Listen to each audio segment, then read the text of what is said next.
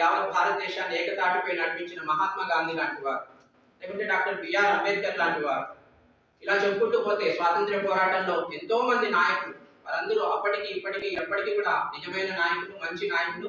వారే నా దృష్టిలో అసలైనటువంటి నాయకులు.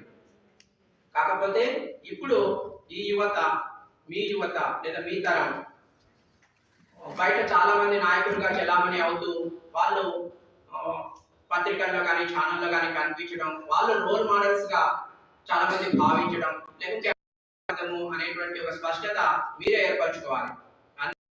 ఓకే, అవినీతి పరులు, కోట్ల డబ్బులు వెనకేసుకున్నటువంటి వారు, లేకుంటే ఎన్నో కేసుల్లో ఇరుక్కున్నటువంటి వారు, రకరకాల అత్యాచారాలకు పాల్పడినటువంటి వారు, ఇలా చెప్పుకుంటూ పోతే క్రిమినల్ అంటే నేర చరిత్ర కలిగినటువంటి వాళ్ళందరూ కూడా గొప్ప నాయకులుగా చలామణి అవుతున్న కాలంలో మనం బ్రతుకుతూ ఉన్నాం.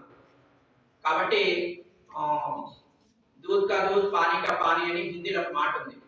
ఏది దూద్ ఏది పానీ, పాలేవి నీళ్ళేవి మీరే తెలుసుకోవాలి. హంసలాగా వివేకవంతంగా, హంసకు ఆ వివేకం ఉంది. ఏమిటి ఆ వివేకం? మంచి చెడు, పాలు నీళ్లు లాంటి మంచి చెడు రెండు కలిపి దాని ముందు పెడితే మంచి అనేటువంటి పాలను స్వీకరించి చెడు అనేటువంటి నీటిని వదిలిపెడుతుంది. సో ఆ వివేకాన్ని ఎవరో మీకు కల్పించారు, మీరే అటువంటి వివేకాన్ని ఉపయోగించి తెలుసుకొని అర్థం చేసుకొని మీరు కూడా అటువంటి నిజమైనటువంటి నాయకులుగా, అసలైనటువంటి నాయకులుగా మీరు తయారు కావాలి. దానికి ఇటువంటి శిక్షణా శిబిరాలు మీకు ఎంతో ఉపయోగపడతాయి.